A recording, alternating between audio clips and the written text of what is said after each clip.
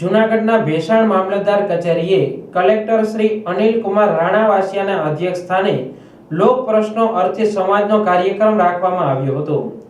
જૂનાગઢના ભેસાણની મામલતદાર કચેરીમાં જિલ્લા કલેક્ટર શ્રીના અધ્યક્ષસ્થાને લોક પ્રશ્નો અર્થ સરપંચ સંવાદનો કાર્યક્રમ રાખવામાં આવ્યો હતો, જેમાં મુખ્ય અધ્યક્ષ સ્થાને કલેક્ટર શ્રી અનિલ કુમાર રાણાવાસિયા સાહેબ, ભેસાણ વિસાવદર પ્રાંત અધિકારી, ભેસાણ મામલતદાર શ્રી, તાલુકા વિકાસ અધિકારી શ્રી, જિલ્લામાંથી ડીએલઆર વિભાગના અધિકારી, પીડબ્લ્યુના અધિકારી તેમજ સિંચાઈ વિભાગના અધિકારી તેમજ માર્ગ અને મકાન વિભાગના અધિકારી, વન વિભાગના અધિકારી, જૂનાગઢ એસટીના અધિકારી વગેરે વિભાગના અધિકારીઓ આ કાર્યક્રમમાં ઉપસ્થિત રહ્યા હતા, જેમાં લોકોના અનેક પ્રશ્નોના નિરાકરણ માટે પ્રશ્નો સાંભળી કલેક્ટર શ્રીએ અધિકારીઓને ટૂંકી મુદતમાં સંભવિત પ્રશ્નોના નિરાકરણ લાવી જવાબ આપવા જણાવ્યું હતું, જેમાં તાલુકા કક્ષાના 123 પ્રશ્નો રહ્યા હતા, જેમાં તાલુકાના સરપંચો મોટી સંખ્યામાં ઉપસ્થિત રહ્યા હતા અને તમામ વિભાગના અધિકારીઓને એક પછી એક પ્રશ્નો કરી અને જવાબ આપવા જણાવેલ,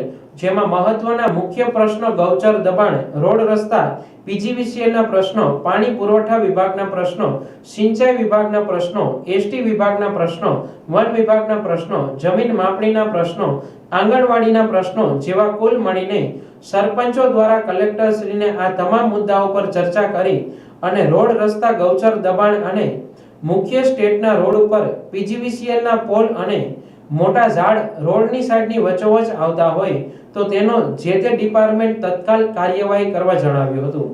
જી, મારું નામ વિજય ભરવાડ છે। આજે મામલતદાર લોકનો પ્રશ્નો સાંભળવા કલેક્ટર સાહેબ પોતે આવેલા હતા। એ બાબતમાં મારો પ્રશ્ન હતો, ભેસાણ તાલુકામાં ગૌચરની જમીનનું દબાણ બહુ ઝાઝા પ્રમાણમાં થયેલું છે।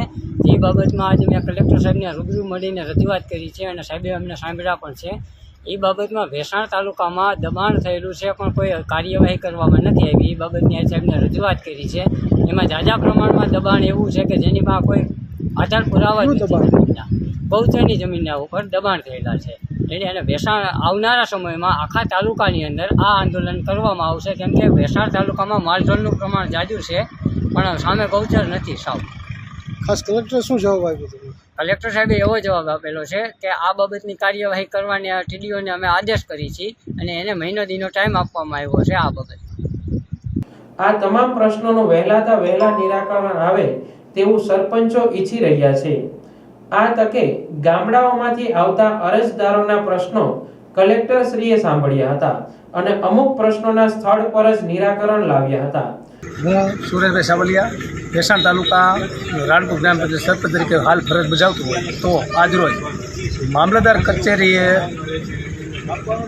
કલેક્ટર સાહેબનો સંવાદ કાર્યક્રમ અને સરપંચોનો સંવાદ કાર્યક્રમ રાખેલો હોય, તેની અંદર 125 જેટલા પ્રશ્નો કલેક્ટરશ્રીની અધ્યક્ષતામાં રજૂ થયેલા હોય અને કલેક્ટરશ્રીએ પોતે જેને જાતે જવાબ આપ્યો હોય અને આ પ્રશ્નોનું નિરાકરણ વહેલી તકે થશે એવી કલેક્ટરશ્રીએ ખાતરી આપી હોય। તો આજરોજ સરપંચ યુનિયન પ્રમુખશ્રી, ઉપપ્રમુખશ્રી મનુભાઈ, જસકુભાઈ, માંદરવડ સરપંચશ્રી, ડેમરાળા સરપંચશ્રી અને ખાસ કરીને વધુમાં વધુ સરપંચો હાજર રહ્યા હોય। તો પ્રશ્નોની અંદર તો રોડ રસ્તા અને જે લાઇટના પ્રશ્નો હતા અને કે જે આપણે સ્ટેટ હાઈવે જૂનાગઢથી પરબ રોડ સુધી ચાલુ હોય તેમાં વીજ પોલ અને જે જૂના વૃક્ષો છે એને કટિંગ કરવા માટેની પણ રજૂઆત થઈ હોય।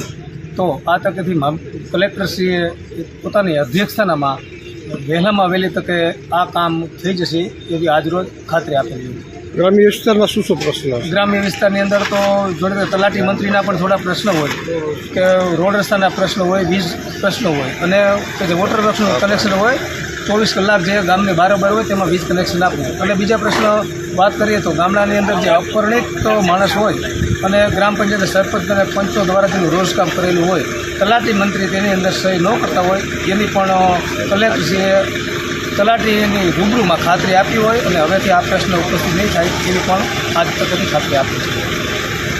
આ કાર્યક્રમમાં અધિકારીગણ, તલાટી મંત્રીશ્રીઓ, ભેસાણ તાલુકાના સરપંચશ્રીઓ મોટી સંખ્યામાં હાજર રહ્યા હતા અને કલેક્ટર સાહેબશ્રીને સાંભળ્યા હતા અને કલેક્ટરશ્રીએ આ તમામ પ્રશ્નોનું વહેલા તકે નિરાકરણ લાવી તમામ અધિકારીઓએ કલેક્ટરશ્રીને રિપોર્ટ કરવા જણાવ્યું હતું।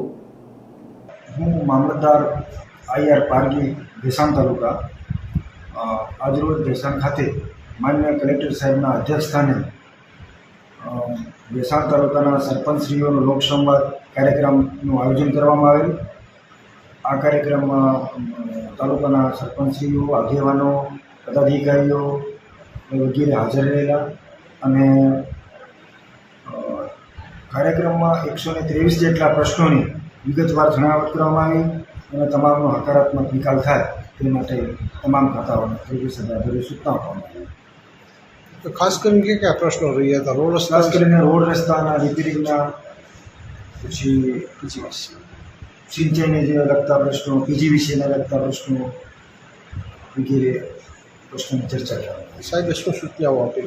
માન્ય કલેક્ટર સાહેબે આ પ્રશ્નો ત્વરિત નિકાલ કરવામાં આવે અને લોકોના ઝડપથી કામ થાય તે માટે તમામને સૂચનાઓ